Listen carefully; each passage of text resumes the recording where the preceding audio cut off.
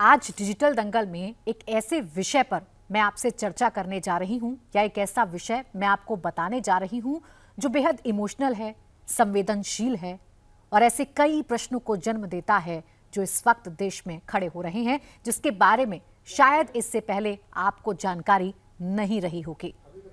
हमारे देश में पहली बार सुप्रीम कोर्ट ने इच्छा मृत्यु का फैसला दिया है। अब इच्छा मृत्यु होती कैसे है, इच्छा मृत्यु की जरूरत क्यों आन पड़ी, इच्छा मृत्यु के लिए सुप्रीम कोर्ट क्यों जाना पड़ा, कोर्ट ने अपने फैसले में क्या कहा, और हरीश राणा जिनको इच्छा मृत्यु के लिए सुप्रीम कोर्ट की तरफ से इजाजत मिल गई है, उनके साथ ऐसा क्या हुआ था कि उन्हें कोर्ट में जाकर, उनके परिवार को कोर्ट में जाकर उनकी मौत के लिए फैसला मांगना पड़ा। एक एक करके आपके इन तमाम सवालों के जवाब आज मैं आपको देने जा रही हूं।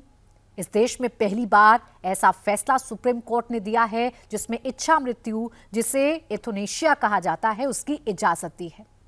हमारे देश के मूल अधिकारों में जीने का अधिकार है, इसलिए इच्छा मृत्यु के लिए कोर्ट का दरवाजा खटखटाना पड़ता है। आपके जहन में सवाल आ रहे होंगे कि हमारे देश में ना जाने कितने लोग एक्सीडेंट्स में जान गंवाते हैं। आपके जहन में सवाल आ रहे होंगे कि हमारे देश में ना जाने कितने लोग हर रोज आत्महत्या करके अपनी जान गंवाते हैं। तो क्या ऐसा करना गैर कानूनी है? तो इसका जवाब हाँ में है।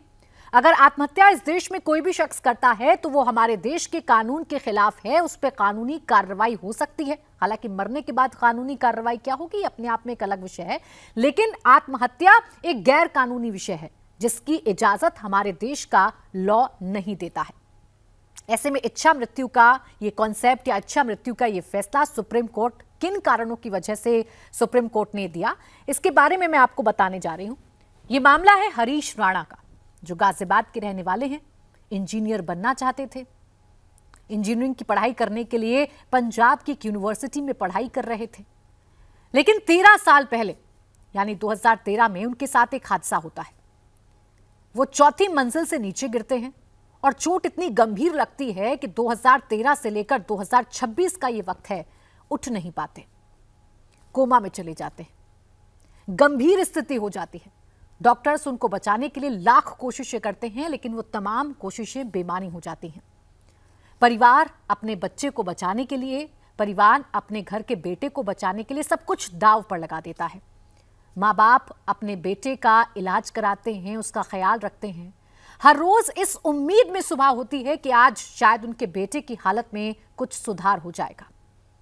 इलाज के दौरान परिवार को फाइनेंशियल क्राइसिस का सामना भी करना पड़ा। वो परिवार जो अपने घर में रहा करता था, उसे अपना घर बेचना पड़ा, किराए के घर में शिफ्ट हो गया। अच्छी खासी नौकरी हरीश के माँ बाप की चलती थी, लेकिन वो नौकरी छोड़नी पड़ी, स्थिति ठेले तक आ गई। जब माँ बाप को ऐसा लगा कि अब बेटे की हालत में कोई सुधार नहीं होगा और बेटा लाइफ सपोर्ट सिस्टम पर लेटा हुआ तड़प रहा है, क्योंकि आपको ये पता है कि 13 साल तक अगर कोई शख्स बेड पर पड़ा रहे तो बेड वूंड होने लगते हैं, यानी शरीर में घाव होने लगते हैं, स्थिति बद से बदतर हो जाती है। इस केस में भी ऐसा ही हो रहा था। हरीश की हालत लगातार बिगड़ रही थी, सुधार की कोई गुंजाइश नहीं थी, जिसके बाद परिवार ने कोर्ट का दरवाजा खटखटाया। मामला सुप्रीम कोर्ट में गया और यह फैसला दिया गया। जस्टिस पारदीवाला और जस्टिस केवी विश्वनाथन की बेंच ने यह फैसला दिया कि हरीश राणा को इच्छा मृत्यु की परमिशन है, उनको ये इजाजत ग्रांट की जाती है। लेकिन इच्छा मृत्यु होती कैसे है, इच्छा मृत्यु का मतलब क्या है, इसका तरीका क्या है, ये जानने के लिए आपको एथोनेशिया के 2 प्रकार समझने होंगे। एक होता है एक्टिव एथोनेशिया और एक होता है पैसिव एथोनेशिया। पैसिव एथोनेशिया की इजाजत हरीश राणा के केस में मिली है। ये दोनों ही किस तरीके की इच्छा मृत्यु है, ये मैं आपको बता देती हूं। एक्टिव वो होता है जिसमें एक शख्स को मारने के लिए या उसकी मृत्यु के लिए दवाई का या किसी और चीज का सहारा लिया जाए। इसकी इजाजत इस देश में नहीं है, इसको लेकर बहुत सारी कानूनी बहस होती है। पैसिव एथोनेशिया वो होता है जिसमें लाइफ सपोर्ट सिस्टम को हटाकर एक शख्स को इच्छा मृत्यु दी जा सकती है। यह केस हरीश राणा का पैसिव एथोनेशिया का है, क्योंकि लाइफ सपोर्ट सिस्टम पर बीते 13 साल से हरीश राणा को रखा गया था। अब सुप्रीम कोर्ट ने अपने फैसले में यह कहा है, एम्स को ये निर्देश दिए हैं कि एम्स अपनी तरफ से व्यवस्था करेगा कि हरीश राणा को उनके घर से हॉस्पिटल में लेकर आना है और धीरे धीरे करके, अब आप समझिए कितने संवेदनशील फैसले हैं। सुप्रीम कोर्ट इच्छा मृत्यु ग्रांट कर रहा है, लेकिन सुप्रीम कोर्ट ये कह रहा है कि मरीज के सम्मान का ख्याल रखा जाए। यानी हरीश राणा को धीरे धीरे करके स्टेप वाइज स्टेप उनका जो लाइफ सपोर्ट सिस्टम है वो हटाया जाना चाहिए। एक तस्वीर सोशल मीडिया पर काफी वायरल हो रही है जिसने आपकी आंखों को भी नम कर दिया होगा, जिसमें हरीश के माथे पर चंदन लगाकर यह कहा जा रहा है कि अब इस दुनिया से हरीश तुम विदा ले लो।